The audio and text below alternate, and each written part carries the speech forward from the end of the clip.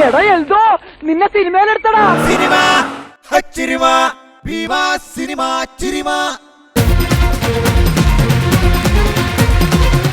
ചിരി ആഘോഷമാക്കിയ ഭീമ സിനിമ ചിരിമയിലേക്ക് എല്ലാ പ്രേക്ഷകരെയും ഞാൻ സ്നേഹപൂർവ്വം സ്വാഗതം ചെയ്യുകയാണ്. Welcome to Bhima cinema ചിരിമ. Bhima cinema ചിരിമ നിങ്ങൾക്കായി അവതരിപ്പിക്കുന്നു ഭീമ കേരള, കർണാടക ആൻഡ് തമിഴ്നാട്. ചിരിയുടെ ആഘോഷ കാഴ്ചകൾ നമ്മളോടൊപ്പം പങ്കുവെക്കാൻ ഇന്ന് ഭീമ സിനിമ ചിരിമയിൽ എത്തുന്നു നമ്മുടെ പ്രിയ താരം ജയസൂര്യ. ഈ പൃഥ്വിരാജിനെയും ജയസൂര്യയെ കുറിച്ച് എന്താണ് അഭിപ്രായം? പൃഥ്വിരാജ് കൊള്ളാം, മറ്റവൻ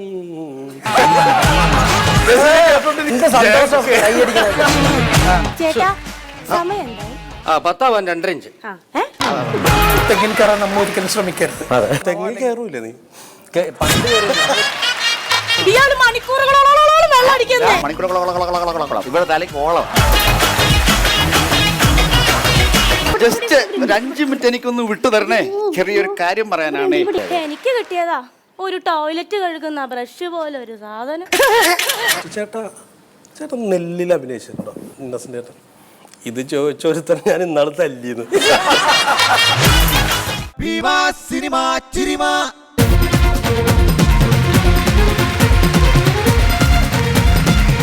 ആളുകള് നമ്മളുടെ അഭിനയത്തെ വിലയിരുത്തുന്നത് പലപ്പോഴും പല വിധത്തിലാണ്. അതൊക്കെ നമ്മൾ എടുക്കാറുണ്ടോ? അത്തരം ആളുകൾ വന്ന് നമ്മളുടെ അഭിനയത്തെ പറ്റി പറയുന്നതൊക്കെ എങ്ങനെയാണ് സ്വീകരിക്കുക? നല്ലതായിട്ട് സ്വീകരിക്കുക? തീർച്ചയായും ഞാൻ വളരെ പോസിറ്റീവായിട്ട് തന്നെ അതിനെ കുറിച്ച് എനിക്കൊരു അനുഭവം ഉണ്ട്, അത് പറയാമോ? നീ തമാശയായിട്ട് എടുക്കണം, ഇതൊരു തമാശ തന്നെയാണ്, വേറെ ഒന്നല്ല. ഞങ്ങൾ ഈ ചോക്ലേറ്റ് എന്ന് പറഞ്ഞ പടത്തിൻ്റെ ഷൂട്ട് ഒരു സ്ഥലത്ത് ഷൂട്ട് കഴിഞ്ഞിട്ട് മറൈൻ ഡ്രൈവിലാണ്, രാത്രിയാണ് ഷൂട്ട്. അപ്പം ഞങ്ങൾ രണ്ടുപേരും നേരത്തെ എത്തി എറണാകുളം മറൈൻ ഡ്രൈവിൽ. ഇപ്പോൾ ഒരു ചെയറൊക്കെ ഇട്ട് തന്നു. അപ്പം ഞങ്ങൾ അവിടെ ഇരിക്കുക, വേറെ ഷൂട്ടിങ്ങിൻ്റെ വണ്ടികളൊന്നും വന്നിട്ടില്ല. ഞങ്ങൾ വർത്തമാനം പറഞ്ഞിരിക്കുമ്പോൾ ഒരാൾ വന്നു. അപ്പുറത്തെ തൊട്ടപ്പുറത്തെ ബിൽഡിങ്ങിൽ എന്തോ വർക്ക് ചെയ്യുന്ന ആളാന്ന് പറഞ്ഞു. എന്താ പേര്? എന്തോ ഒരു ഭാഷ, കമാൽ ഭാഷ. പുള്ളി വന്നിട്ട് ഞങ്ങളോട് ചോദിച്ചു, എന്താണ് ഇവിടെ ഷൂട്ടിംഗ് ആണോ എന്നൊക്കെ ചോദിച്ചു. അപ്പം ഞങ്ങൾ പറഞ്ഞു, ആ ഷൂട്ടാണ്, എപ്പോൾ തുടങ്ങും എന്നൊക്കെ ചോദിച്ചു. അപ്പോൾ ഞങ്ങൾ അടുത്തിരിപ്പുണ്ട്. അപ്പോൾ അയാൾ പറഞ്ഞു, എനിക്ക് ഷൂട്ടിംഗ് കണ്ടാൽ കൊള്ളാമെന്ന് പറഞ്ഞിട്ട് ഇയാൾ മാറി അവിടെ ഇരുന്നു. പിന്നെ ഞങ്ങൾ വർത്തമാനം പറഞ്ഞുകൊണ്ടിരിക്കുന്നത് ഇടയ്ക്കിടയ്ക്ക് പുള്ളി ചോദിക്കും, ഈ ഷൂട്ട് എപ്പോഴാണ് തുടങ്ങണേ എന്ന് ചോദിക്കും. അപ്പോൾ ഞങ്ങൾ ഇപ്പം തുടങ്ങുകയാണ്. അങ്ങനെ പറഞ്ഞു കുറേ കഴിഞ്ഞാൽ പുള്ളി എഴുന്നേറ്റ് ഞാൻ പോട്ടെ, ഇനി സമയം വൈകി, വേറെ എപ്പോഴെങ്കിലും ഷൂട്ടിങ് കാണാം എന്നൊക്കെ പറഞ്ഞ്. അപ്പം ഞാൻ പറഞ്ഞു, ഇപ്പോൾ ആർട്ടിസ്റ്റുകളൊക്കെ ഇപ്പോൾ വരും. അപ്പോൾ അയാൾ ചോദിച്ച്, ആരൊക്കെയാണ് ഇതിൽ അഭിനയിക്കുന്നത്? അപ്പോൾ ഇവൻ അവിടെ അത്ര നേരം ഉണ്ടായിരുന്നു വെച്ചാൽ ഇവൻ അവിടെ നിന്നിട്ട് പൃഥ്വിരാജ്, ജയസൂര്യ എന്ന് പറഞ്ഞു. അപ്പോൾ അയാൾ അവരൊക്കെ ഇപ്പോൾ വരും. എൻ്റെ മുഖത്ത് നോക്കിയിട്ട് അപ്പോൾ ഇവൻ എന്നെ പതുക്കെ നോക്കി. അപ്പോൾ ഞാനിങ്ങനെ അഡ്ജസ്റ്റ് ചെയ്ത് നിൽക്കാം. അപ്പോൾ ഞാൻ പറഞ്ഞ്, അപ്പോൾ അയാൾ പോട്ടെ എന്നൊക്കെ പറഞ്ഞ്. അപ്പോൾ ഇവനെന്താണെന്ന് വെച്ചാൽ ഇത് ഞാൻ മറ്റുള്ളവരോട് പറയുമോ എന്നുള്ള ടെൻഷനാണ്. അപ്പോൾ ഇയാളങ്ങ് പോയി. അയാൾ പോയതാണ്. അയാളെ വെറുതെ ഇവൻ കൈ കൊട്ടിട്ട് വിളിച്ച്. അപ്പോൾ അയാൾ എന്താ ഒന്ന് വരൂ എന്നൊക്കെ പറഞ്ഞു. അയാൾ വന്നപ്പോൾ അയാളോട് ചോദിച്ച്, ഈ പൃഥ്വിരാജിനെയും ജയസൂര്യയെ കുറിച്ച് എന്താണ് അഭിപ്രായം?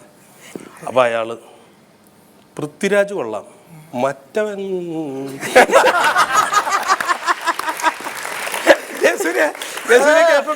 എന്ത് സന്തോഷം. അപ്പോഴേക്ക് ജയനാകെ തകർന്നു. അപ്പൊ എനിക്ക് ചിരി വന്നിട്ടാണെങ്കിൽ ഞാനിത് ചിരി ഇത്ര അടക്കാനായിട്ട് അപ്പൊ ഞാന് പറഞ്ഞ, എനിക്ക് പാവം തോന്നി ഇവനോട്. ഞാൻ പറഞ്ഞു, ചേട്ടാ ഇതാണ് ജയസൂര്യ. അപ്പോൾ അയാൾ, അയ്യോ മോനെ, എനിക്ക് കണ്ടിട്ട് മനസ്സിലായില്ല കേട്ടോ, മോൻ്റെ എൻ്റെ വൈഫിനും മോൾക്കും മക്കൾക്കൊക്കെ ഭയങ്കര ഇഷ്ടം മോൻ്റെ ആക്ടിങ്. മറ്റേ എന്താണ് സ്വപ്നക്കൂടിലെ അഭിനയം ഉഗ്രമായിട്ടുണ്ട് കേട്ടോ, അതിൽ മോ കലക്കിയിട്ടുണ്ട്, പക്ഷേ കുറച്ച് ഡെവലപ്പ് ചെയ്യാണ്ട്. പക്ഷെ ഇവനും ഫീൽ ആകരുതല്ലോ. അതുകൊണ്ട് ഞാൻ പറഞ്ഞു, ചേട്ടാ ഇത് മനസ്സിലായില്ലേ, ഇത് മനസ്സിലായില്ലേ? പിന്നെ എനിക്കറിയാം നമ്മുടെ സിനിമയിൽ കാണാറുണ്ട്, ഷാഫി കൈലാസ്. അപ്പൊ ഒന്നും അറിയാനൊന്നും പാടില്ല. അത് എന്നിട്ട് എന്താ വെച്ചാല് ഈ ആള് പോകുന്നില്ല, അയാൾക്ക് ഭയങ്കര കുറ്റബോധമായി. കാരണം ഇവന് ഹേർട്ട് ആയാലോ എന്ന് വിചാരിച്ചിട്ട്. അപ്പോൾ അയാൾ ഇങ്ങനെ പറയും, ഞാൻ മോൻ്റെ മറ്റേ പടം കണ്ടിട്ടോ, അതിനകത്ത് മോൻ്റെ പെർഫോമൻസ് അടിപൊളി, പക്ഷേ കങ്കാരു ഏതൊരു പടം, പക്ഷേ കുറച്ച് എന്ത് പറഞ്ഞാലും അവസാനം ഡെവലപ്പ്. അവസാനം ഇവൻ എന്നോട് പറയും, അതെങ്ങനെയെങ്കിലും ഒന്ന് പറഞ്ഞു. അതാണ് അയാൾ പോയി. പക്ഷെ എനിക്ക് തോന്നിയേക്കണെന്ന് വെച്ചാൽ പിന്നീട് ഇപ്പോൾ ഒരു വർഷങ്ങൾ, ഇപ്പം ഇത്രയും കൊല്ലമായി, 6-7 കൊല്ലമായി. ഇപ്പം ജയൻ്റെ ഈ പറഞ്ഞ ബ്യൂട്ടിഫുള്ളും അതുപോലെ ട്രിവാൻഡ്രം ലോഡ്ജ് കാലിഫോർണിയ, അതുപോലെ ഈ അപ്പോത്തിക്കരി, ഇത്തരം സിനിമകൾ ഈ പാഷ എന്ന് പറഞ്ഞ ആള് ഇപ്പോൾ കണ്ടിട്ടുണ്ടെങ്കിൽ അയാൾ എവിടെയെങ്കിലും വെച്ച് ജയനെ കണ്ടുമുട്ടി കഴിഞ്ഞാൽ ഉറപ്പായിട്ടും പറയും മോൻ ഒരുപാട് ഡെവലപ്പായി. അയാൾ പ്രതീക്ഷയെക്കാളും അല്ല അന്ന് ജയസൂര്യക്ക് വിഷമമുണ്ടായി. എനിക്കൊന്നും ഹേർട്ടാവില്ല. ഇങ്ങനെ ലൊക്കേഷനിൽ ഇതുപോലത്തെ കുറെ നല്ല രസകരമായിട്ടുള്ള കഥാപാത്രങ്ങൾ വരാറുണ്ട്. പിന്നീടാണ് ഞാൻ അറിഞ്ഞത്, കാരണം ഞാൻ ഒരുപാട് ഇങ്ങനെ ചാൻസ് ചോദിച്ചു പോയിട്ടുള്ള എൻ്റെ പേരിൽ പൊതുവെ ഇവർക്ക് കിട്ടിയിരിക്കുന്ന പേരാണ് ചാൻസലേഴ്സ്. ചാൻസലേഴ്സ് ഞങ്ങളിട്ട പേരാണ്. ആണല്ലേ? ഞാനല്ലോ അത് വയസ്സന്മാർക്ക് വൈസ് ചാൻസലേഴ്സ്. ആ കാലഘട്ടത്തിൽ ഈ ചാൻസുകാരെ കൊണ്ട് വലിയ ശല്യമാണ്. ആണല്ലേ? അവര് ഒരുപാട് നല്ല മിടുക്കന്മാരും ഉണ്ടാവും കൂട്ടത്തില്, ഒരു കഴിവില്ലാത്തവരും ഉണ്ടാവും. അപ്പൊ അതുകൊണ്ട് നമുക്ക് ഇവരെ തമ്മിൽ തിരിച്ചറിയാൻ പറ്റും. കറക്റ്റാണ്. നമ്മളൊക്കെ വരുമ്പോണ്ടല്ലോ, ഇപ്പൊ ആരാണെങ്കിലും പറയുന്നത് വിളിക്കാം കേട്ടോ. ഞാനൊക്കെ എത്രയോ തവണ ചിന്തിച്ചിട്ടുണ്ട്, ഇങ്ങനെ എങ്ങനെ എന്നെ വിളിക്കാനാണ്, ഒരു നമ്പറും ഇല്ല ഒന്നുമില്ല, ആ ഒറ്റ വാക്കിൽ പറഞ്ഞ് അവസാനിപ്പിക്കും. പക്ഷെ പിന്നീട് ഇവിടെ വന്ന് നിൽക്കുമ്പോഴാണ് മനസ്സിലാവുന്നത്, കാരണം ഒരു കഥാപാത്രത്തിന് വേണ്ടി ആ ഡയറക്ടർ തന്നെ എത്രയേറെ കഷ്ടപ്പെട്ട് മനസ്സുകൊണ്ട് ഒരു രൂപം തയ്യാറാക്കി, അല്ലേ? അയാൾക്കല്ല അത് വന്ന് ചേരാൻ പാടുള്ളൂ. അപ്പോൾ നമ്മളൊക്കെ വന്ന് വെറുതെ ചോദിക്കുമ്പോഴത്തേക്കും കിട്ടിക്കഴിഞ്ഞാൽ പിന്നെ എങ്ങനെയാ? ചിലത് നമുക്ക് വരും. ഇപ്പോൾ അനിയപ്പൻ വന്നത് അങ്ങനെയാണ്. അനിയപ്പനെ അറിയാലോ. അനിയപ്പൻ ഒരു ദിവസം രാവിലെ എൻ്റെ ഒരു കസിനാണ് പറഞ്ഞു വിട്ടത് അനിയപ്പനെ.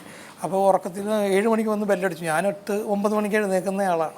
പിന്നെ ഞാൻ ആരോ വന്നെന്ന് പറഞ്ഞിട്ട് അന്ന് ഫ്ലാറ്റാണ്, പിള്ളേരൊന്നും എഴുന്നേറ്റിട്ടില്ല, ഒരു സൺഡേ ആണ്. ഞാൻ മുഖമൊക്കെ കഴുകി ബ്രഷ് ചെയ്ത് വന്നിരുന്നു. എന്താണ് അനിയപ്പൻ, എന്താണ് അവതരിപ്പിക്കുക? ഞാൻ പറഞ്ഞു അതൊന്നും വേണ്ട, നമുക്ക് പടത്തിൽ ചെയ്യാം, ഞാൻ തരാം അടുത്ത പടത്തിൽ, ഞാനൊരു വേഷം ഒന്ന് ചെയ്ത് കാണിക്കട്ടെ എന്ന് പറഞ്ഞു. അങ്ങനെ ഇയാൾ അവിടെ നിന്നൊരു കള്ളുകൂടിയനെ പെർഫോം ചെയ്യാണ്. ഇയാളുടെ ബഹളം കേട്ട് എൻ്റെ വൈഫ് പിള്ളേരൊക്കെ എഴുന്നേറ്റ് ആരൊരു കള്ളുകൂടിയും വന്നിട്ട് എന്നെ വഴക്ക് പറയണമെന്നാണ്. അവരൊക്കെ ഇങ്ങനെ പേടിച്ച് നിൽക്കുകയാണ്.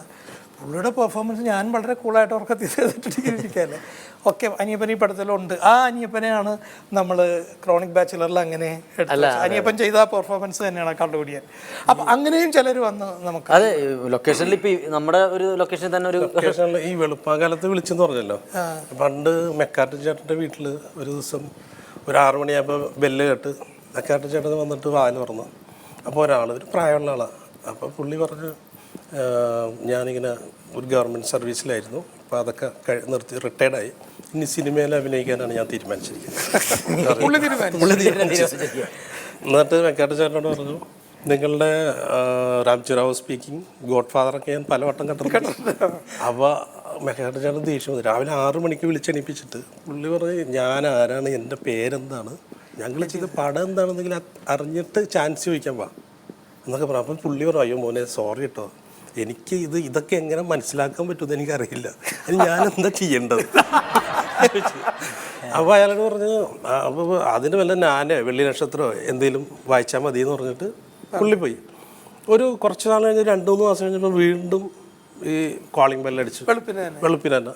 അപ്പോൾ മെക്കാട്ടൻ ചേട്ടൻ വന്ന് വാലുറക്കുമ്പോൾ ഇയാളൊരു കെട്ട് പുസ്തകം കഷ്ടത്ത് വെച്ചിട്ട് ഇയാൾ നിൽക്കുക. എന്നിട്ട് ഈ പുസ്തകം എടുത്തിട്ട് മെക്കാട്ടൻ ചേട്ടൻ്റെ കയ്യിലേക്ക് കൊടുത്തു. ഇത് വാങ്ങിച്ചു. അപ്പോൾ പുള്ളി ചോദിച്ചോളൂ. പുള്ളി പഠിച്ചിട്ട്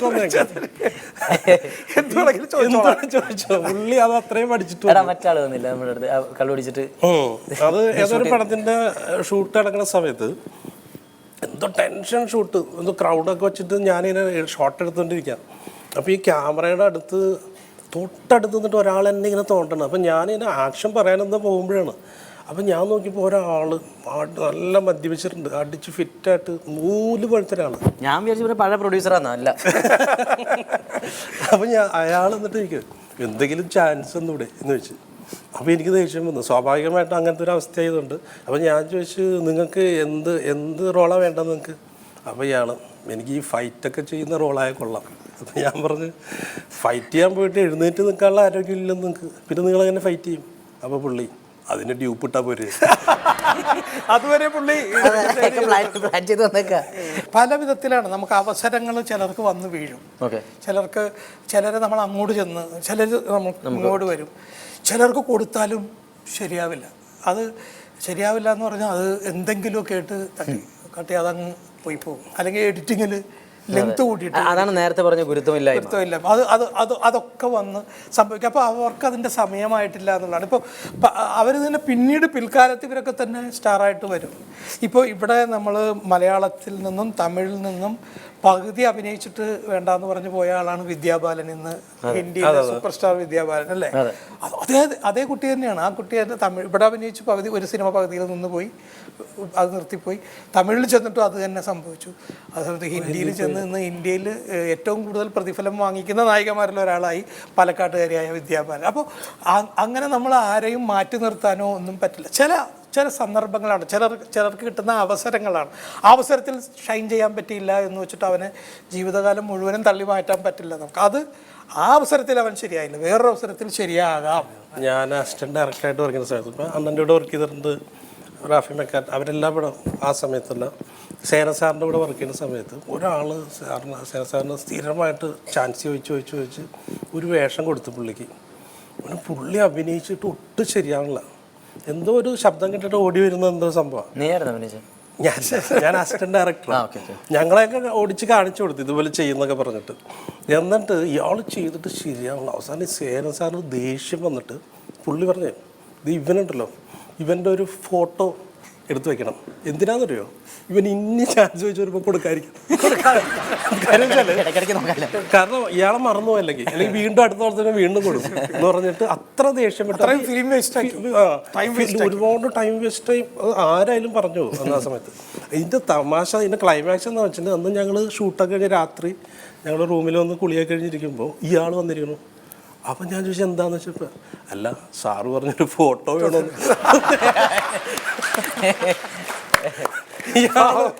പാവം ഭയങ്കര, നമുക്ക് അയാൾ എന്ത് സാധുവാന്ന് ആലോചിക്കുക. അപ്പം അതിൻ്റെ ഏറ്റവും വലിയ തമാശ എന്ന് വെച്ചാൽ ഫോട്ടോയുടെ അപ്പുറത്ത് ചലിക്കുന്ന മരപ്പാവാതെ എഴുതിച്ചേക്കും. അപ്പം ഞാൻ ചോദിച്ചത് എന്താന്ന് വെച്ചപ്പോൾ, ഞാൻ അഭിനയിച്ച സീരിയലാണ്. ഇങ്ങനത്തെ ഓരോ പാവപ്പെട്ടവര്, അത് മനസ്സിൽ അവർക്കുള്ളൊരു കോൺഫിഡൻസ് ആണ്, അവരെക്കുറിച്ച് അവർക്കുള്ള ഒരു ധാരണ എനിക്ക് സാധിക്കും എന്ന് അവരങ്ങ് വിശ്വസിക്കുകയാണ്. എന്നാൽ അതിന് വേണ്ടിയിട്ടുള്ള ശ്രമങ്ങളോ പഠനങ്ങളോ ഒന്നും ഉണ്ടാവില്ല. ശ്രമങ്ങളില്ല, പഠനങ്ങളില്ല. വേദികളിൽ പോയി, ഇപ്പോൾ സിനിമ മാത്രമല്ലല്ലോ വേദി, എവിടെയൊക്കെ ഉണ്ട്. മിമിക്രി ഒരു വേദിയാണ്, നാടകം ഒരു വേദിയാണ്. അങ്ങനെ കിട്ടുന്ന ഏതൊക്കെ ചാനൽ, ഇപ്പോൾ ജയസൂര്യ ചാനലിൽ കൂടെ മിമിക്രി വേദി ഉണ്ടെങ്കിലും ജയസൂര്യ ആളുകൾ ശ്രദ്ധിക്കാൻ തുടങ്ങിയത് ജയൻ, ശരിക്കും ജയൻ എന്നായിരുന്നു. ഞങ്ങൾ പഠിക്കുമ്പോൾ ജയൻ എന്നായിരുന്നു എന്റെ പേര്. അല്ല ഇപ്പൊ സൂര്യ ടിവിയില് സൂര്യ ടി വി പോയതുകൊണ്ടല്ല, അല്ല ഞങ്ങളൊക്കെ തന്നെ സൂര്യ ടി വി കൂടിയാണല്ലോ ജയൻ എന്താണ് ഫേമസ് ആയത്. കൈരളി ടി വി ജയ കൈരളി ആയത്.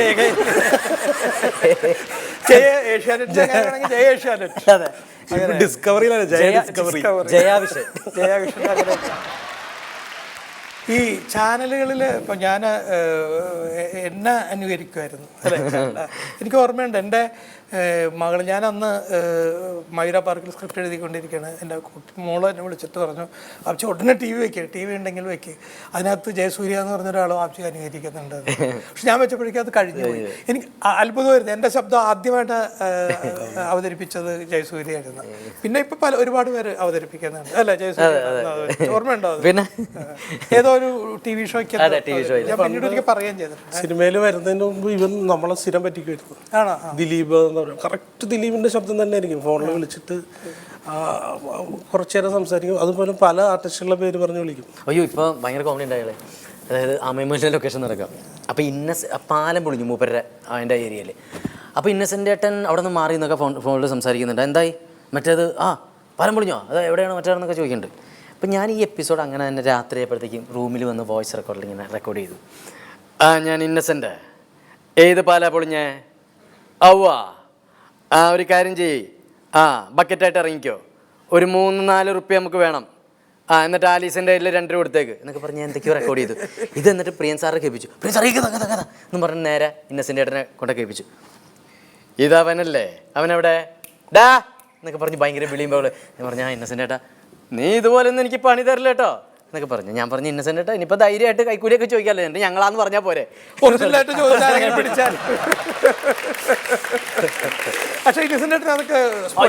ഭയങ്കര ഇതായിട്ട് തന്നെ. ഞാൻ പണ്ട് ഏതൊരു നെല്ലെന്ന് പറഞ്ഞ പടം, അതിന്റെ അസിസ്റ്റന്റ് ഡയറക്ടറായിരുന്നു. ഗാന്ധിജിയുടെ ഗ്രൂപ്പ് ഫോട്ടോയിലൊക്കെ നോക്കിയപ്പോൾ ബാക്കിലുണ്ടാവും. ഈ നെല്ലിന്റെ DVD എന്തോ കണ്ടോണ്ടിരിക്കുമ്പോൾ ഒരു സീനിൽ, ഒരു ചായക്കട സീനിന്റെ പുറകിൽ ഇന്നസെന്റ് ഇരിപ്പുണ്ട്. അപ്പം നമ്മൾ റീയടിച്ച് നോക്കി അത് ഇന്നസെൻ്റ് ചേട്ടനാണെന്ന് മനസ്സിലായി. കാരണം ഡയലോഗൊന്നുമില്ല. അപ്പോൾ ഇന്നസെൻ്റ് ചേട്ടനെ ഞാൻ പിന്നെ കുറച്ച് ദിവസം കഴിഞ്ഞ് കണ്ടപ്പോൾ ചോദിച്ചു, ചേട്ടൻ നെല്ലിൽ അഭിനയിച്ചിട്ടുണ്ടോ? അപ്പോൾ ചേട്ടൻ ഇന്നസെൻ്റ് ചേട്ടൻ ഇത് ചോദിച്ചൊരുത്തൻ ഞാൻ ഇന്നാൾ തല്ലിയെന്ന്. അയ്യോ ഇന്നസെൻ്റ് ചേട്ടൻ ഒരു രക്ഷയില്ല. ഞാൻ പറഞ്ഞില്ലേ ക്യാൻസർ ബാധിച്ച സമയത്ത് ഞാൻ ഇന്നസെൻ്റ് ചേട്ടനെ വിളിക്കുക. അപ്പോൾ നമ്മൾ സ്വാഭാവികമായിട്ടൊരു പേഷ്യൻറ്റിനെ വിളിക്കുമ്പോഴത്തേക്കുള്ള ടോൺ നിങ്ങൾക്ക് തന്നെ അറിയാമല്ലോ. നമ്മൾ സ്വാഭാവികമായിട്ടും കാരണം ഇതൊക്കെ അറിഞ്ഞിട്ടേ ഞാൻ കല്ലൂർ പള്ളിയിലേക്ക് പോയിക്കൊണ്ടിരിക്കുക പുള്ളിക്ക് വേണ്ടി തന്നെ. ഹലോ ഇന്നസെൻ്റ് ചേട്ടാ, നീ എവിടെയാ? ഞാൻ പറഞ്ഞു ഇന്നസെൻ്റ് ചേട്ടാ ഞാൻ അറിഞ്ഞു. നീ ഇപ്പോൾ എവിടെയാ? ഞാനിപ്പോൾ കല്ലൂർ പള്ളിയിലേക്ക് പോയിക്കൊണ്ടിരിക്കുക. പ്രാർത്ഥിക്കേ. പിന്നെ നിന്നോടൊക്കെ എനിക്കൊരു കാര്യമേ പറയാനുള്ളൂ. എന്താ ഇന്നസെൻ്റ് ചേട്ടാ പറ. നീയൊക്കെ ഇപ്പോൾ അമ്മയുടെ എക്സിക്യൂട്ടീവ് മെമ്പറല്ലേ? ഞാൻ പറഞ്ഞു അതെ. നമ്മൾ 5 പൈസ പോലും അമ്മ എന്നുള്ള അസോസിയേഷനിൽ എടുക്കരുത്. പറഞ്ഞ് മനസ്സിലായോ? 5 പൈസ കൈയിട്ട് വാരരുതെന്ന്. ഞാൻ പറഞ്ഞു ഇല്ല ഇന്നസെൻ്റ് ചേട്ടാ, അങ്ങനെ വാരിയാൽ എൻ്റെ ഗതിയാവുന്നു.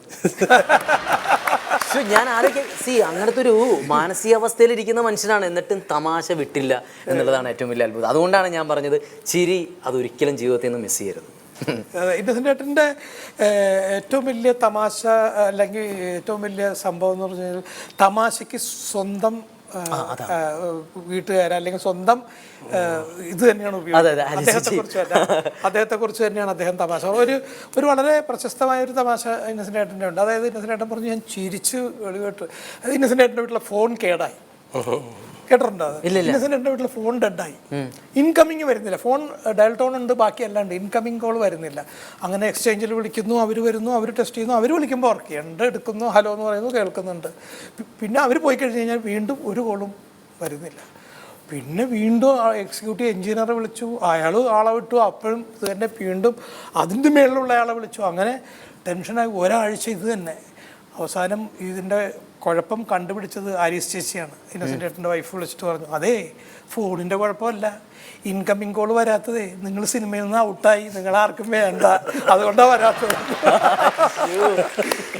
ഈ ഒരു തമാശ ഇന്നസെൻ്റ് ചേട്ടൻ പറയാൻ ഇന്നസെൻ്റ് ചേട്ടന് മാത്രമേ സാധിക്കുകയുള്ളൂ. സ്വന്തം ഇന്നസെൻ്റ് ചേട്ടന് പടമില്ലാതിരുന്ന ഒരു സമയത്ത് പുള്ളി ഉണ്ടാക്കിയൊരു തമാശയാണ്. ഞാൻ പറഞ്ഞത് ഇന്നസെൻ്റ് ചേട്ടന് മാത്രമേ ഇങ്ങനെ സ്വന്തം ദുഃഖത്തിൽ നിന്ന് തമാശ ഉണ്ടാക്കാൻ സാധിക്കുള്ളൂ. അത് തന്നെയാണ് ഇന്നസെൻ്റ് ചേട്ടൻ്റെ ഏറ്റവും വലിയ പവർ എന്ന് പറയുന്നത്. ഈ അടുത്ത കാലത്ത് ഇപ്പോൾ സിദ്ധീകരണം ഞങ്ങൾ രണ്ടുപേരും ഇന്നസെൻ്റ് ചേട്ടനും കൂടി ഒരു ഫംഗ്ഷന് പോയി കോതമംഗലത്ത്, ഒരു ഷോപ്പിൻ്റെ ഉദ്ഘാടനത്തിന്. അന്ന് അവിടെ 2ാമത്തെ നിലയിലേക്ക് കയറുക. ഇന്നസെൻ്റ് ചേട്ടൻ മുമ്പ് കയറുന്നു, ഞങ്ങൾ രണ്ടുപേരും പുറകെ.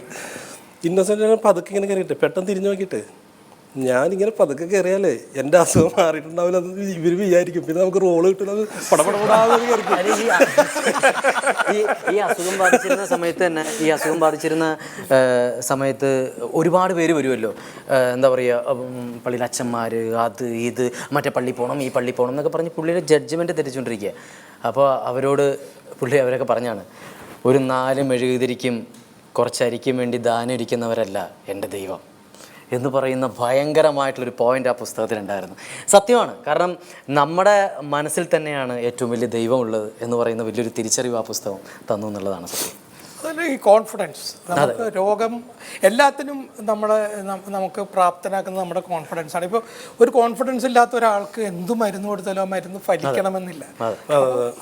അതാണ് കോൺഫിഡൻസ് തരുന്ന സപ്പോർട്ട് എന്ന് പറയുന്നത്. ഇപ്പോൾ നമ്മൾ റിഹേഴ്സലുകൾ എടുക്കുന്നത് എന്തിനാണ്? കോൺഫിഡൻസിന് വേണ്ടിയാണ്, അല്ലേ?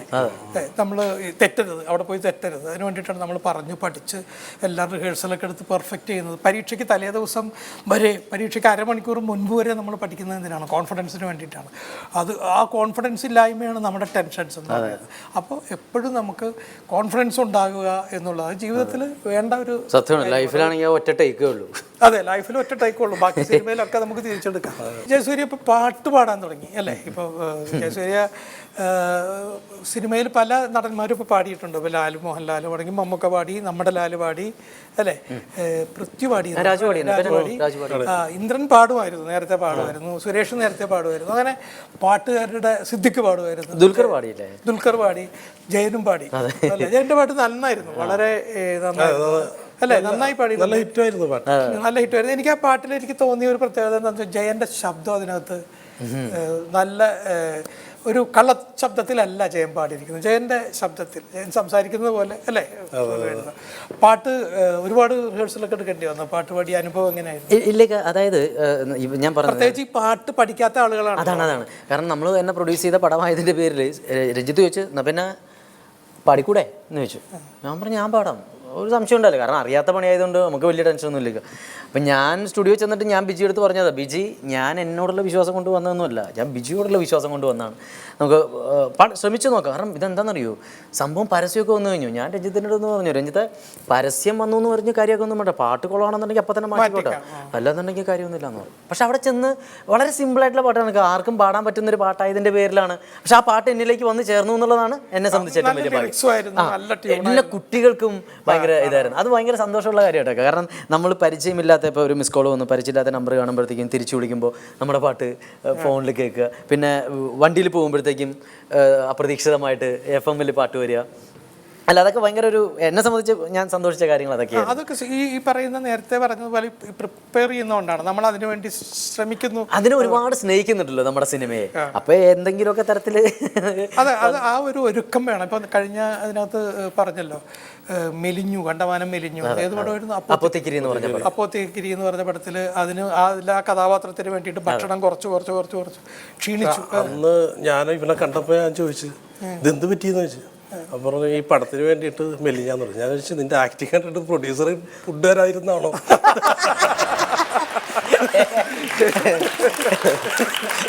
അത് ഞങ്ങൾ തമ്മിൽ കാണുമ്പോൾ എപ്പോഴും അങ്ങോട്ടും ഇങ്ങോട്ടും ഉള്ള ഒരു തമാശയായിട്ട് ഇത്, അല്ലാതെ. അപ്പോൾ അത്തരം ഒരു ഡെഡിക്കേഷൻ്റെ ഭാഗമാണ് ഈ പാട്ടിൻ്റെ. അല്ല, നമുക്ക് പറ്റാത്ത കാര്യങ്ങൾ നമ്മൾ ചെയ്യാതിരിക്കാം, പക്ഷെ ശ്രമിക്കാം.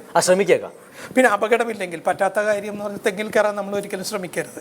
കാരണം വീണ് കഴിഞ്ഞാൽ നമുക്ക് അത് പറ്റിയിട്ടില്ലെങ്കിൽ നമുക്ക് തെങ്ങിൽ കയറൂല്ലേ നീ? പണ്ട് കയറി നമ്മൾ ഒരുമിച്ചായിരുന്നല്ലോ, നമ്മള് നീ ഡയറക്ടറായി ഞാൻ ആക്ടറായി, അതുകൊണ്ട് ഇപ്പൊ എന്താ തെങ്ങേറാൻ ആരും നടന്നോ പടം ഡയറക്ട് ചെയ്ത്. കരിക്കിടാനാണോ അല്ലെങ്കിൽ കള്ള്? ഇല്ല, ഞാൻ കള്ളൊന്നും കുടിക്കില്ല. അല്ല, പല നമ്മളുടെ കാലഘട്ടത്തിലുള്ള പല നമ്മളുടെ ഫ്രണ്ട്സിനും തെങ്ങ് കയറാൻ അറിയാം. എങ്ങനെയെന്ന് ചോദിച്ചു കഴിഞ്ഞാൽ ഈ കള്ള് കയറി പഠിച്ചതാണ് ഇവരൊക്കെ. ജയൻ റോഡ് പണി നടത്തിയല്ലോ, റോഡ് പണി നടത്തി പിറ്റേ ദിവസം ഞാൻ വിളിച്ചിട്ടുണ്ടായി, സലീം കുമാറും വിളിച്ചിട്ടുണ്ട്, എൻ്റെ വീട് പണി നടക്കുന്നുണ്ട്. അപ്പൊ ഞാൻ പറഞ്ഞു എനിക്ക് അവിടെ ഒരു നില വാർക്കാനുണ്ട്, നീ ഒന്ന് വന്നാൽ. അന്ന് തന്നെ സലീം എന്നെ വിളിച്ച് പറയാ പണിയെടുക്കട്ട് നീ ഇങ്ങോട്ട് വരുമെന്ന്. അല്ല നന്മയൊന്നും കാണാതെ നിൽക്കണം. സ്വപ്നമൊരു ചാക്ക് തലയിലത് താങ്ങിയൊരു പോക്ക് ഉടയവനലിഞ്ഞ് വിളി കേട്ട് ഇവന്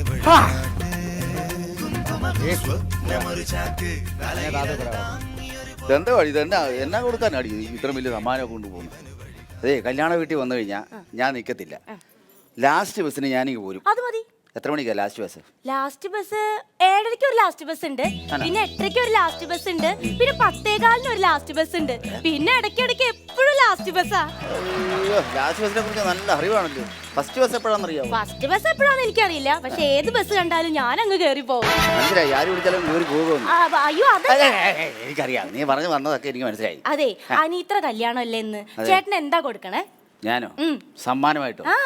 എടി, ഈ സമ്മാനം പോരാഞ്ഞിട്ട് ഞാൻ അവക്ക് കൊടുക്കാന്നിലേക്ക് ഏറ്റവും വലിയ സമ്മാനമല്ല കൊടുത്തിരിക്കുന്നത്. എന്ത് സമ്മാനം? അവള് കെട്ടാൻ പോകുന്ന പയ്യനെ ഞാനല്ലേ അറേഞ്ച് ചെയ്ത് കൊടുത്തേ, അതിക്കുള്ള സമ്മാനം ഞാൻ കൊടുക്കണോ? ശരിയാ, ആ കാര്യത്തിൽ അവള് ഭാഗ്യവതിയാ, നല്ലൊരു ചെക്കൻ എന്നെ കിട്ടി.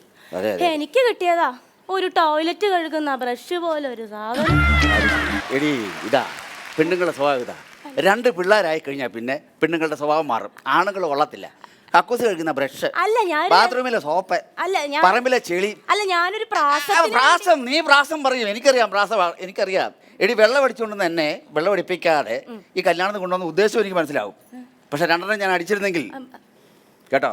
പക്ഷെ ഒരു കാര്യം ഞാൻ പറയാം, നമ്മുടെ കല്യാണം നടത്തിയെന്ന സരസമ്മ എന്ന് പറഞ്ഞ സ്ത്രീ ഉണ്ടല്ലോ, അവരൊറ്റ എന്നെ ചതിച്ചത്. സരസമ്മ എന്നാലും ഇന്ന് അവര് കല്യാണം വീട്ടിൽ വരുമെന്ന് എനിക്കറിയാം. അവരെ കാണാൻ വേണ്ടി തന്നെയാണ് ഞാൻ പോകുന്നത്. പ്രശ്നങ്ങളൊന്നും ഉണ്ടാക്കല്ലേട്ടാ. സരസമ്മയാണ് ഇരിക്കുന്നത്. സരസമ്മയാണോ? അത് സരസമ്മയല്ല. അല്ലല്ലോ, കല്യാണത്തിന് പോവാ. ചേട്ടാ ബസ് വരുന്ന്. ആടെ സരസമ്മയാണ്ടേ. അയ്യോ, സരസമ്മയൊന്നല്ലേ? അതെ, സരസമ്മ ചേച്ചി കൊള്ളാം. കല്യാണത്തിന് പോവായിരിക്കും. എന്നെ കുഴി കൊണ്ട് ചാടിച്ചിട്ട് ഞാൻ എന്ത് തെറ്റാ നിങ്ങളോട് ചെയ്തത്? എന്തായാലും തെറ്റ് ചെയ്തോ? ജസ്റ്റ് മെക്കാട് പണിക്ക് വീട്ടിലൊന്ന് വന്നു. ഞാൻ വന്നു, നല്ല സ്വർണം പോലത്തെ ഒരു പെണ്ണുണ്ട്, നല്ല സ്വർണം പോലത്തെ ഒരു പെണ്ണുണ്ടെന്ന് നിങ്ങൾ പറഞ്ഞു. ഞാൻ വന്ന് കണ്ട് എൻ്റെ തലയിൽ വെച്ച് വന്നു സ്വർണ്ണമല്ല ഇത് ശരിക്കും മുക്കുവണ്ട അയ്യോ പറയുമ്പോ ഇത് ചതിയാ നിങ്ങൾ ചെയ്തത്. ദേ, പറയുമ്പോ ശ്രദ്ധിച്ച് കേൾക്കണം. സ്വർണം പോലെ എന്നാ ചേച്ചി പറഞ്ഞുള്ളൂ, സ്വർണ്ണാണെന്ന് ചേച്ചി പറഞ്ഞില്ലല്ലോ. ഇല്ല, നിങ്ങൾ കുടിക്കുന്നതാ ഇതിലും ഭേദം. എടീ സരസമ്മ ചേച്ചി ഈ ചതി എന്നോട് ചെയ്യണ്ടായിരുന്നു കേട്ടോ. അത് പോട്ടെ. ഡേ ഡേ ഡേ ആ എന്നെ സരസമ്മ ചേച്ചി വിളിക്കുന്നു. പിന്നെ നിങ്ങൾ വിളിക്കണോടത്ത് വരാനല്ലേ ഞാൻ. എടി ഞാൻ സരസമ്മ ചേച്ചി വിളിക്കുന്നു എന്നെ. എനിക്ക് എന്റെ അനിയത്ര കല്യാണത്തിന് പോകണമെന്ന്. ഉണ്ടോ? ഞാൻ വിളിച്ച മണമെന്ന് വിളിച്ച് വരത്തില്ല. ചേട്ടാ ഒന്ന് സരളയെന്ന് വിളിച്ച് സരളയെന്ന് വിളിച്ച് ചുമ്മാ വിളി. ആ അയ്യോ എന്താ ഏട്ടാ? അണ്ട ആ പുള്ളിക്കാരൻ വിളിച്ചിട്ട് ഓടി വന്ന വരവ് കണ്ടു. എന്നാ കേട്ടാന്നും പറഞ്ഞു. അയ്യോ അതല്ല ചേട്ടാ, എനിക്ക് ആ ലോകത്ത് ആര് വിളിച്ചാലും എന്റെ ഭർത്താവ് വിളിക്കുന്ന പോലെ അത് തോന്നുന്നു. തോന്നും. എനിക്കിപ്പോ ഒരു കാര്യം മനസ്സിലായി. ഈ പുള്ളി നീ തമ്മിൽ എന്തോ സെറ്റപ്പ് ഉണ്ട്. അയ്യോ അല്ലെങ്കിൽ പിന്നെ വിളിച്ചാൽ നീ വരത്തില്ല. അയ്യോ എന്റെ ദൈവമേ. പുള്ളിയുടെ നമ്പർ മേടിച്ചോ, രാത്രി വിളിക്കാം. ചേട്ടനൊരു കാര്യം അറിയോ, ഞാൻ ഈ വേഷം ഇതൊക്കെ ഉണ്ടെന്നുള്ളൂ. എന്റെ അടുപ്പ് പൂട്ടിയിട്ട് ഒരാഴ്ചയായി. ആ അടുപ്പിൽ ഇപ്പൊ പൂച്ച പറ്റി കിടക്കുക. അതിപ്പോ എന്റെ തലേ വെച്ചോ, ഞാനാണ് കാരണക്കാരെന്ന് പറഞ്ഞു. അയ്യോ പക്ഷെ നിങ്ങൾ തമ്മിൽ സെറ്റപ്പ് ഉണ്ട്. കള്ളക്കാമോ? വാ ചേട്ടാ, ഇന്നൊരു നല്ല ദിവസമല്ലേ ചേട്ടാ. അതെ. ചേട്ടാ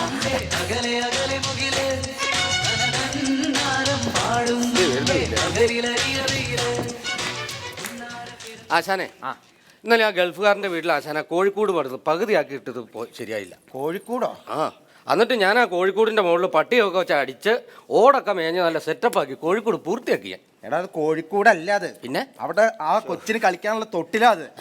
അവർക്ക് പണിയും കളഞ്ഞു. എനിക്ക് പണി തരാൻ വന്നതാണോ? ചേട്ടാ സമയം എന്തായി? ആ 10:02 ഇഞ്ച്. 10 മണിയായി കാണും. സോമനല്ലേ അത്? സോമത എവിടേക്കാ വൈറ്റൊക്കെ ഇട്ടിട്ട് സുവിശേഷം കൂടാൻ പോവാണോ? അയ്യോ സുവിശേഷം ഒന്നല്ല, ഇന്ന് എന്റെ അനിയത്ര കല്യാണ. കല്യാണം കൂടെ പോവാ. ആഹാ ഇന്നാണോ കല്യാണം? എന്നിട്ട് നിങ്ങൾ ഇപ്പോഴാണോ പോണേ? പിന്നെ എപ്പ പോവും? നിങ്ങൾ എപ്പോഴേ പോണ്ടതാ? ആ അങ്ങനെ ചേട്ടൻ ചോദിക്കേ, എപ്പോഴേ പോണ്ടതാ. പക്ഷെ ഇപ്പൊ പോലും കൊണ്ടു ചെല്ലാൻ പറ്റാത്ത സ്ഥിതിയിലാ ഈ ആളുടെ സ്വഭാവം.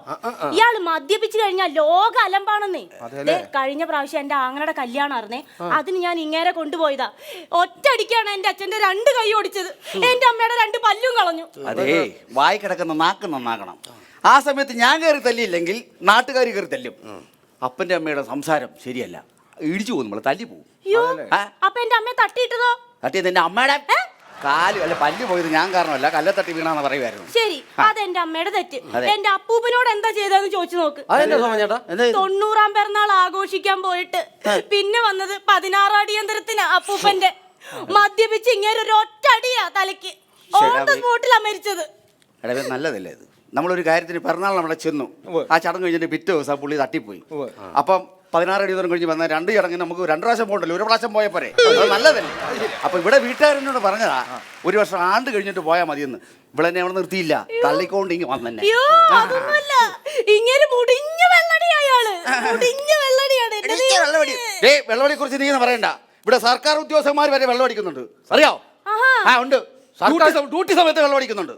സർക്കാർ ഉദ്യോഗസ്ഥന്മാർ ഡ്യൂട്ടി സമയത്തോ? അവരെ കുറിച്ച് ഒരു അക്ഷരം ആരും പറയുന്നില്ലോ. സർക്കാർ ഉദ്യോഗസ്ഥന്മാർ വെള്ളടിക്കില്ല. ആരും പറഞ്ഞു? തെളിവ് ഞാൻ തരാം തെളിവ്. ഇവിടെ ഫയർഫോഴ്സുകാർ വെള്ളം അടിക്കുന്നില്ലേ? 24 മണിക്കൂർ വാട്ടർ അതോറിറ്റി വെള്ളം അടിക്കുന്നില്ലേ? അതിനൊന്നും ഒരു കുഴപ്പമില്ല. ഈ പാവപ്പെട്ട ഞാൻ ചെറുതം അടിച്ചു കഴിഞ്ഞാൽ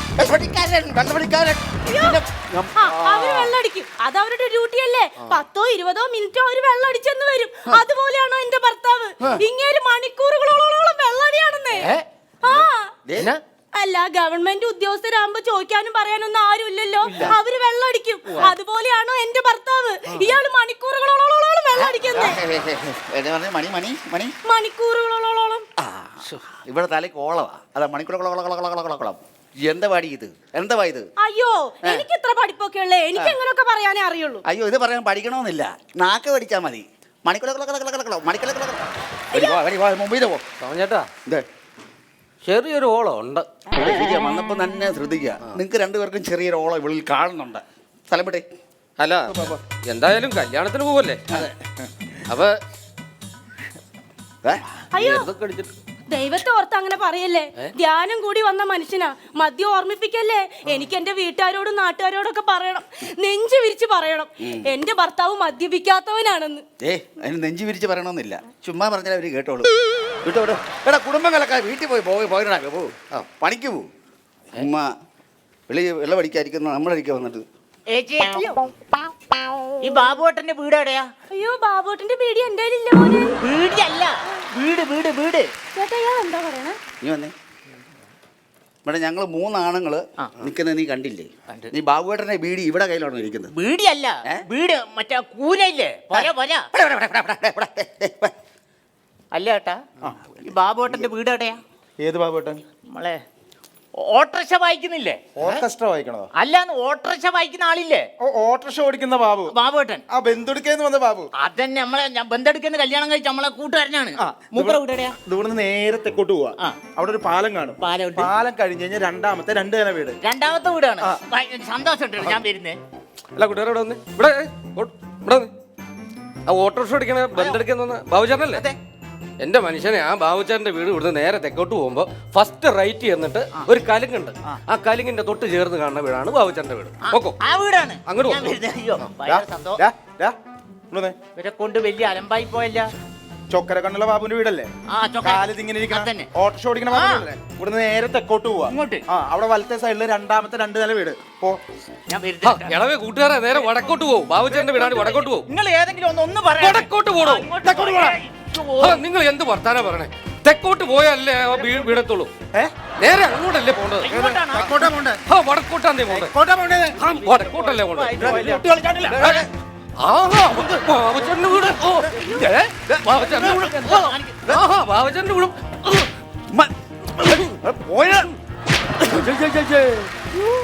വഴി വെച്ച ഒരാൾ വന്ന് അമ്മ ഇടിവെച്ച് പോയിട്ടുണ്ട്. അല്ല ഏട്ടാ, സത്യത്തിൽ ബാബുവേട്ടന്റെ ബന്ധെടുക്ക ബാബുവേട്ടന്റെ വീട് എവിടെയാ? എടാ, നീ ബാബുവിന്റെ ബന്ധെടുക്കാൻ തപ്പി നടക്കാതെ നീ നിന്റെ ബന്ധെടുക്കാതെ നീ വീട്ടിൽ പോകും. പറഞ്ഞില്ല എന്റെ ബന്ധെടുക്കുക എന്ത് ചെയ്യും? ഇവിടെ 2 പേരുണ്ടല്ലോ. അവിടെ ചെന്ന് ഇതുപോലുള്ള പ്രശ്നങ്ങളൊന്നും ഉണ്ടാക്കല്ലേ. നമ്മൾ കല്യാണത്തിന് പോണു, താലി കെട്ട് കഴിയണു, അപ്പൊ തന്നെ ഇങ്ങോട്ട് പോരുന്നു. ഉണ്ണണ്ടേ? ഉണ്ണണ്ട. നിങ്ങൾക്ക് ഉണ്ണുന്നതിന് മുമ്പ് 2 എണ്ണം അടിക്കണമെന്ന് തോന്നും.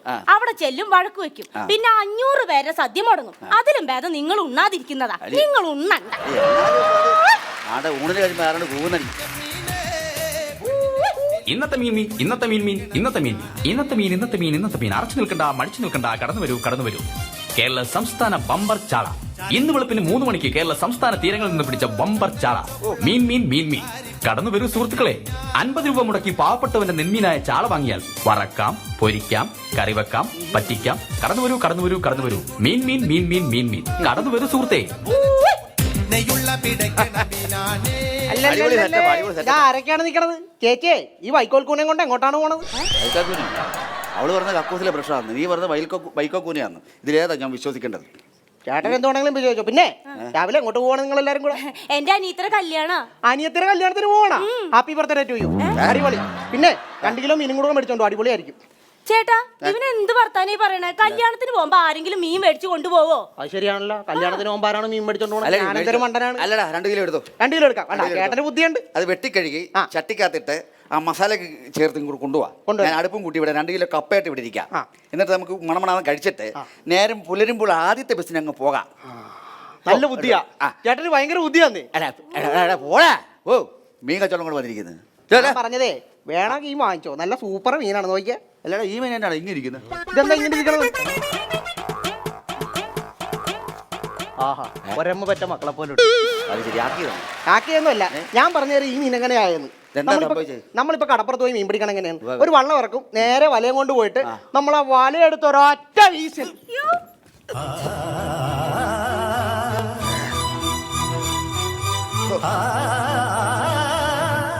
ഞാൻ വീശിയ അതല്ലെന്നേ, നമ്മളിങ്ങനെ വീശുന്ന കാര്യം പറഞ്ഞോണ്ടിരുന്ന ചേട്ടാ. നമ്മളിപ്പോ പെട്ടെന്ന് ആ വലയെടുത്ത് ഇങ്ങനെ വീശാൻ നേരത്ത് ഈ വല ഇങ്ങനെ വരുന്ന കണ്ടോണ്ട് മീൻ ഇങ്ങനെ പേടിച്ച് അറ്റാക്ക് വന്ന് ചത്തുപോയ മീനാണ്. അങ്ങനെ അറ്റാക്ക് വന്ന. അപ്പം വെള്ളമടിച്ച് മദ്യപിച്ച് ഷുഗറും പ്രഷറും ഉള്ള മീനെ ഇവിടെ എന്നെ കൊല്ലാൻ വേണ്ടി നീ കൊണ്ടുവന്നിട്ട് അങ്ങനെയല്ല ചേട്ടാ. ശരിയല്ല, അതല്ല ശരിയല്ല ചേട്ടാ. അതല്ല ചേട്ടന് മീൻ വേണ്ട, മീൻ മേടിക്കണ്ട. ലോട്ടറി എടു. ഭാഗ്യമില്ലെന്നാ, ഭാഗ്യദേവത മാടി വിളിക്കുവാണ്. അത് നിന്നെ ബസ് സ്റ്റാൻഡിൽ ചെന്ന് വിളിക്കുമായിരിക്കും. അത് കുമ്പളം ഭാഗ്യം, അതല്ല ഞാൻ പറഞ്ഞത്. ഭാഗ്യദേവത മാടി വിളിക്കുവാണ്. 1 കോടി രൂപയാണ്, എടുത്തോളൂ. ഭാഗ്യമില്ലടാ നീ.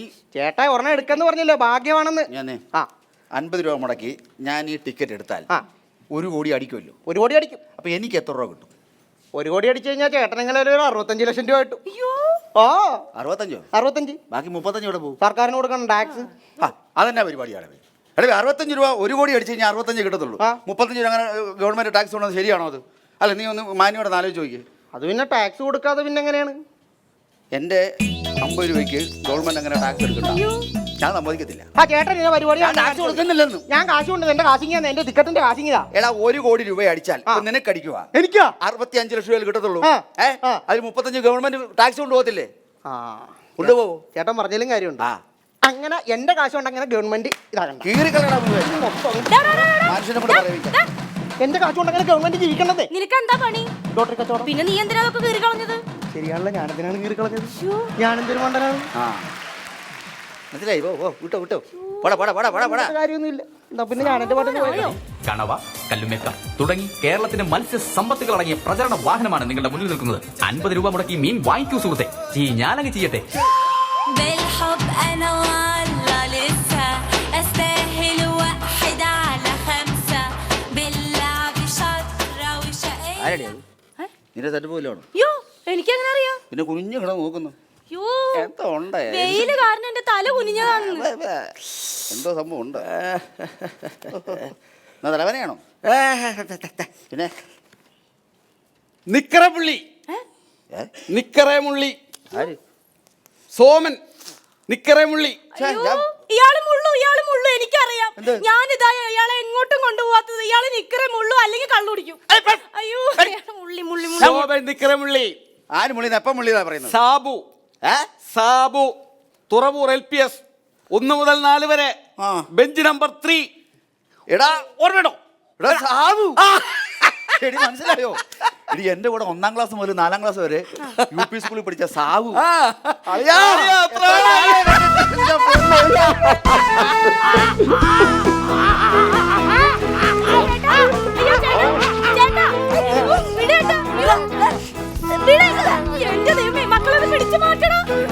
ഞാൻ 3ാം ക്ലാസ് പഠിക്കുമ്പോ കോമ്പസ് കൊണ്ട് എന്റെ ചന്തിക്കിട്ട് കുത്തിരി ഓടിയവനെ. എന്നിട്ട് ഇപ്പോഴാണോ നീ കടിക്കുന്നത്? ഇപ്പോഴാണ് നിന്നെ ഞാൻ എനിക്ക് കിട്ടിയത്. എത്ര നാളായ കളി ഇതാരാ? ഭാര്യ. ഇതോ ഇത് കുട്ടികളെ കേട്ടോ. അല്ല ഈ നിക്കറേ മുള്ളി എന്ന് പറഞ്ഞത് എന്താ? അതൊക്കെ ഒരു കഥയാണ് പെങ്ങളെ പറഞ്ഞുതരാം. ഇത് മൂത്ത മോനാ. ഓ ഇതല്ലേ? കല്യാണം കഴിഞ്ഞ് 6 വർഷം കഴിഞ്ഞു. കുട്ടികളില്ല. നേരെ 55 ഉരുളി അങ്ങ് അമത്തി. അങ്ങനെ ഉണ്ടായ മോനാ. കമത്തി തുള്ളിയാണേലും കിട്ടിയത് അണ്ടാവാ. ആക്കരുത് കേട്ടോ. ഇത് 2ാമത്തെ മോൻ. ഓ പിടിക്കാൻ കൊള്ളാമല്ലോ. പിന്നെ ഗൾഫിൽ എന്താ പരിപാടി? നല്ല ബിസിനസ് അറിയാ. എങ്ങോട്ടാ എല്ലാം കൂടെ? ഞങ്ങളൊരു കല്യാണത്തിന് പോവാ. എവിടെ? ഇവിടെ എന്റെ അനിയത്തിരെ. ഇവിടെ നിൽക്കുന്നെന്താ? ഞങ്ങൾ ബസ് സ്റ്റോപ്പിൽ നിൽക്കാൻ പിന്നെ വീട്ടിൽ ഇരിക്കാൻ പറ്റുമോ? എന്റെ പൊട്ട ഇന്ന് ബസ്സില്ല, ഹർത്താലാണ്. ഇതൊന്നും അറിഞ്ഞില്ലേ? എടാ ഏതോ ഒരുത്തർ ഇവിടെ വന്ന് വഴി ചോദിച്ചു. അത് പറഞ്ഞു കൊടുത്ത 2 പേര് തമ്മിൽ അടിയായി ബഹളമായി കുത്തായി വെട്ടായി ആകെ ബഹളം. മിന്ന ഹർത്താൽ. അയ്യോ ബസ്സിൽ എങ്ങനെ കല്യാണത്തിന് പോകും? എനിക്കറിയോ. പിന്നെ എന്തൊക്കെ വിഷയം പറ. സുഖമായിട്ടിരിക്കുന്നു. എന്താ ജോലി? ഞാൻ ഗൾഫിലല്ലേ 15 വർഷമായി. ആണോ? ആദ്യമായിട്ട് നാട്ടിൽ വരിക. നിനക്ക് വിസ കിട്ടിയോ? പിന്നെ വൈഫിനൊരു 10 സെന്റ് സ്ഥലമുണ്ട്. അവിടെ ഒരു കുഞ്ഞു വീട് വെക്കും. ഒരു 3.5 കോടി. കുഞ്ഞൊരു വീട്. ചെറിയ നമ്മള് പാവങ്ങളല്ലേ. ഞാനും ചെറിയൊരു വീട് വെച്ചു. 2500 രൂപ. 3 ഗഡുക്കളായിട്ടാണ് കിട്ടിയത്. അത് ശരി. ഇവക്ക് 5 സെന്റ് സ്ഥലമുണ്ട്. പട്ടയം കിട്ടിയിട്ടില്ല. പുറമ്പോക്കാം. പിന്നെ എന്തൊക്കെ വിശേഷം? എന്റെ സുഖകരം വീട് പോന്നേ. വീട് കണ്ടിട്ട് പോകാം. അല്ല കല്യാണത്തിന് പോണ്ടേ? കല്യാണത്തിന് ഞാൻ കൊണ്ടാക്കാന്നേ. വണ്ടിയല്ലേ ഞാനല്ല കൊണ്ടാക്കുന്നത്. ജസ്റ്റ് വീട്ടിൽ വരുന്നു. കല്യാണത്തിന് പോകുന്നതിന് മുമ്പ് ജസ്റ്റ് വീട്ടിൽ വരുന്നു. എന്റെ വീടൊന്ന് കാണുന്നു. എന്തായാലും കയറി താമസം വിളിക്കാൻ ഞാൻ അങ്ങോട്ട് വരണമല്ലോ. സമയം പോയി. കല്യാണം വണ്ടി വന്നാൽ പോട്ട് വരാതെ. ചേട്ടന്റെ ബൈക്ക് ഒന്ന് വിട്ടുതരോ? ഞാൻ വണ്ടി വിട്ടു കൊടുക്കാം. ഞാൻ കൊണ്ടാക്കാന്ന് പറഞ്ഞില്ലേ? 2 വീലർ ഉണ്ടോ? അല്ല കാണിച്ചേ. ഞാൻ 2 വീലർ തന്നേക്കാം. നീ കൊണ്ടുപോകും. 2 വീലർ ഉണ്ട്. 2 വീലർ എടുത്താൽ നമുക്ക് തള്ളിക്കൊണ്ട് പോവാം. അതിനെ തള്ളിക്കൊണ്ട് പോകുന്നു. ഓടിക്കാൻ അറിയത്തില്ല. എനിക്ക് ഓടിക്കാൻ അറിയത്തില്ല. അയ്യാ എടാ വീട് വരെ വന്നിട്ട് പോടാ നീ. ചേട്ടൻ പോയിട്ട് വാ. എല്ലാരും ഒരു കാര്യം ചെയ്യും. ഞാനും കുട്ടികളോട് നിൽക്കാം. ഇവളെ കൊണ്ടുപോയിട്ടു. അയ്യോ അപ്പൊ ചേട്ടനും കുട്ടികളും വരുന്നില്ലേ? ഞാൻ പറഞ്ഞത് തള്ളി കയറി അങ്ങ് പോയെന്തിനാ? അല്ല ഞാൻ ഒരു രസത്തിന്. എനിക്കറിയാം സെറ്റപ്പാ. എനിക്കറിയാം. ജസ്റ്റ് ഒന്ന് വന്നിട്ട് അല്ല ഞാൻ വന്ന കല്യാണത്തിന് പോകേണ്ട ഒരു നീ ഇങ്ങോട്ട് ഞാൻ എനിക്ക് പോകാനൊരു സത്യം പറഞ്ഞ ഒരു വിശ്വാസക്കുറവുണ്ട്. ഞാനിവിടെ നിന്നോളാം ചേട്ടാ. അല്ല നീ ഇവിടെ നിൽക്കുന്ന എനിക്ക് വിശ്വാസക്കുറവ്. നിങ്ങൾ മര്യാദയ്ക്ക് പോകുന്നുണ്ട്. അയാൾ എത്ര നേരം കടന്നു വിളിക്കണു. ഇപ്പൊ വിട്ടേക്കാം. 2 മിനിറ്റ് ഇപ്പൊ വിട്ടേക്കാം. അല്ലല്ലല്ലേ നിങ്ങൾ ഇതുവരെ പോയില്ലേ? ഇല്ലടാ അന്ന് ബസ്സില്ലെന്ന്. ബസ്സില്ലേ? ശരിയാണല്ലോ. ഇന്ന് ഹർത്താലാണ്. ഞാൻ അറിഞ്ഞായിരുന്നു. പിന്നെ ചേട്ടനോടെ പോയി? ചേട്ടൻ കൂട്ടുകാരന്റെ വീട്ടിൽ ബൈക്ക് എടുക്കാൻ പോയേക്കാ. ബൈക്ക് എടുക്കാൻ പോയിരിക്കണോ? പഠിക്കാൻ പോയതായിരിക്കും. അയ്യോ അനാവശ്യം പറയരുത് കേട്ടോ. ഞാൻ റോഡാണെന്ന് ഞാൻ നോക്കില്ല. കൂട്ടാന്റെ വീട്ടിൽ പോയതല്ലേ? അപ്പൊ അടിക്കാൻ പോയതാണ്. എനിക്ക് വീട് വടക്കാണ്. ബാബുവിന്റെ വീട് വടക്കാണ്. ബാബുവിന്റെ വീട് വടക്കാണ്. ബാബുവിന്റെ വീട് വടക്കാണ്. ബാബുവിന്റെ വീട് വടക്കാണ്. ബാബുവിന്റെ വീട് വടക്കാണ്. ബന്ധടുക്ക സിന്ദാബാദ്. സിന്ദാബാദ്. സമരം സിന്ദാബാദ്. സമരം സിന്ദാബാദ്. ഇതാണ് സമരത്തിന് കാരണം. എന്ത് മനസ്സിലായില്ലേ? നേരത്തെ ഇവിടെ കിടന്ന് തമ്മി അടിച്ചില്ലേ ബാബുവിന്റെ വീടും ചോദിച്ചോണ്ട്? അവന്മാരാണ്. ഒന്നും പറയണ്ട ദൈവമേ. അയ്യോ അയ്യോ എന്തു പറ്റി? അയ്യോ എന്റെ കണ്ണിൽ എന്തോ പോയി. എന്തു പറ്റി? അയ്യോ നിന്റെ തോർത്തിൽ എന്താടാ? എന്റെ തോർത്തിൽ ആ ചിലപ്പോ മീന്റെ ഉള്ളായിരിക്കും. ഞാൻ ഊതരാം. ഇനി ഉണ്ടോ? വലത്തെ കണ്ണ് വലത്തെ വലത്തെ കണ്ണ്. ഇടത്തെ കണ്ണ് ഇടത്തെ കണ്ണ്. വലത്ത് വലത്ത്. അയ്യോ അയ്യോ അയ്യോ നീർന്നു നീർന്നു നീർന്നു. അയ്യോ അയ്യോ അയ്യോ അയ്യോ നീർന്നു നീർന്നു.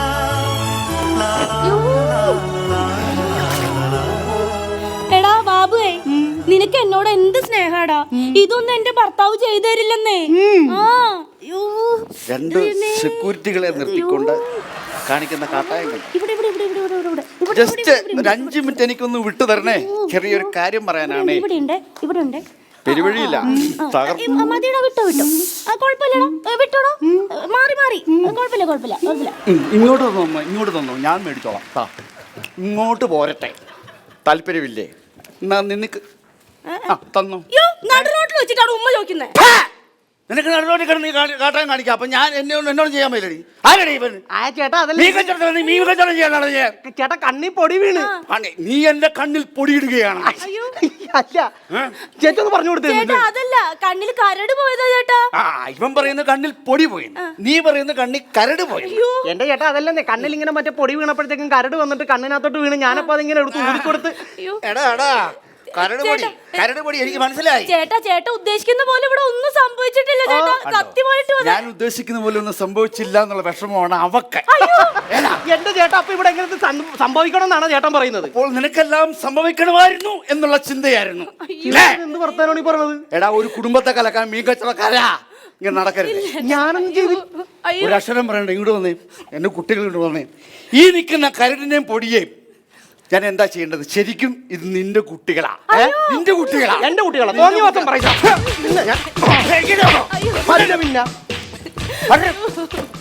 നിന്റെ കുട്ടികളാണ് സത്യം. കുറവ് നിങ്ങൾക്ക്. അവിടെ താലി കെടുന്നു, കെട്ടിമേളം നടക്കുന്നു. അയ്യോ ഇത് കെട്ടുമേളല്ല, നിങ്ങൾക്ക് കിട്ടിയതിന്റെ മേള. എന്റെ ബന്ധെടുക്ക. അയ്യോ